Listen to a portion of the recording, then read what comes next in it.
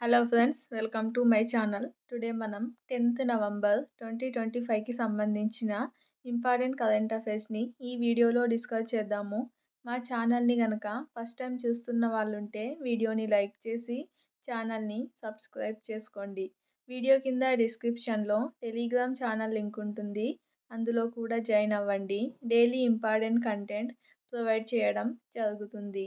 మన ఛానల్లోని ప్లేలిస్ట్లో current affairs videos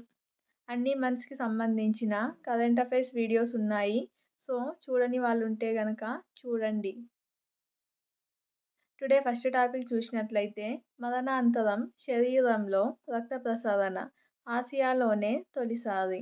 ఢిల్లీలోని HCMCT మణిపాల్ హాస్పిటల్ వైద్యులు మరణించిన మహిళ శరీరంలో ఆగిపోయిన రక్త ప్రసరణను తిరిగి ప్రారంభించారు. ఆమె అవయవాలను దానం చేసేందుకు వీలుగా దీన్ని చేపట్టినట్లు వెల్లడించారు. ఇది ఆసియాలోనే ఈ ప్రక్రియను చేపట్టడం ఇదే మొదటిసారి అని ఆస్పత్రి చైర్మన్ డాక్టర్ శ్రీకాంత్ శ్రీనివాసన్ పేర్కొన్నారు. సో మరణించిన మహిళ శరీరంలో ఆగిపోయిన రక్త ప్రసరణను తిరిగి మళ్ళీ ప్రారంభించడం జరిగింది. ఇది ఎక్కడ అంటే ఢిల్లీలోని HCMCT మణిపాల్ హాస్పిటల్ వైద్యులు ఈ ఘనతను సాధించారు. సో ఇది ఆసియాలోనే మొదటిసారి అని చెప్పడం జరిగింది. దీంతో అవయవాలను దానం చేయడానికి వీలవుతుందని కూడా వెల్లడించారు. అలాగే నెక్స్ట్ టాపిక్ చూస్తే ఫిలిప్పీన్స్ను వణికిస్తున్న మరో సూపర్ టైఫూన్. అతిపెద్ద తుఫాన్ పాంగ్వాంగ్ ఫిలిప్పీన్స్ను వణికిస్తుంది. ఈ ఏడాది వచ్చిన వాటిలో ఇదే అతి భీకరమైనదిగా భావిస్తున్నారు. దీంతో దేశవ్యాప్తంగా అత్యవసర పరిస్థితిని ప్రకటించడం జరిగింది. సో ఫిలిప్పీన్స్లో అతిపెద్ద తుఫాన్ పాంగ్వాంగ్. దీనినే టైఫూన్ అనడం జరుగుతుంది. దీన్నే టైఫూన్ అంటారు. సో పాంగ్వాంగ్ అనే టైఫూన్ ఫిలిప్పీన్స్ని వణికిస్తుంది. ఇక్కడ ఫిలిప్పీన్స్లో అత్యవసర పరిస్థితిని కూడా ప్రకటించడం జరిగింది. అలాగే నెక్స్ట్ ఇంపార్టెంట్ టాపిక్ తెలంగాణ అంశాలలో చాలా ఇంపార్టెంట్ టాపిక్ ఇది.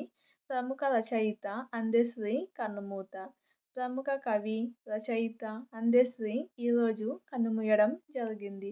అందెశ్రీ రాసిన జయ జయ హే తెలంగాణను రాష్ట్ర ప్రభుత్వం రాష్ట్రగీతంగా ఇటీవలే గుర్తించింది. సో ప్రముఖ కవి అందెశ్రీ కన్నుమూశారు. నెక్స్ట్ టాపిక్ చూస్తే జపాన్ తీరంలో భూకంపం. జపాన్ ఉత్తర తీరంలో శక్తివంతమైన భూకంపం సంభవించింది. ఇవాటే ప్రావిన్స్ తీరంలో 10 కిలోమీటర్ల లోతులో భూకంప కేంద్రం ఉందని, 6.9 తీవ్రతతో ఇది సంభవించిందని జపాన్ వాతావరణ సంస్థ వెల్లడించింది. సో దీంతో సునామీ హెచ్చరికలను కూడా జపాన్ జారీ చేసింది. జపాన్లో 6.9 తీవ్రతతో భూకంపం సంభవించింది. అలాగే నెక్స్ట్ టాపిక్ చూస్తే అంగోలాతో ఇంధన బంధానికి భారత్ ఆసక్తి. 4 రోజుల పర్యటన కోసం అంగోలాకు చేరుకున్న రాష్ట్రపతి ద్రౌపది ముర్ము తమ ప్రతినిధి బృందంతో కలిసి అంగోలా అధ్యక్షుడు జోవో మాన్యుయల్ గోన్సాల్వెస్ లోరెన్స్తో సమావేశమయ్యారు. ఆఫ్రికా దేశమైన అంగోలా నుంచి ఇంధన కొనుగోళ్లకు దీర్ఘకాల ఒప్పందాలు కుదుర్చుకునేందుకు భారత్లోని చమురు, సహజ వాయు సంస్థలు ఆసక్తితో ఉన్నాయని వెల్లడించారు. అంగోలా నుంచి తాము భారీగా చమురు కొనుగోలు చేస్తున్నామని గుర్తు చేశారు. చమురు శుద్ధి, అరుదైన ఖనిజాల వెలికితీతలో పెట్టుబడులు పెట్టేందుకు సంస్థలు ఆసక్తితో ఉన్నాయని కూడా చెప్పడం జరిగింది.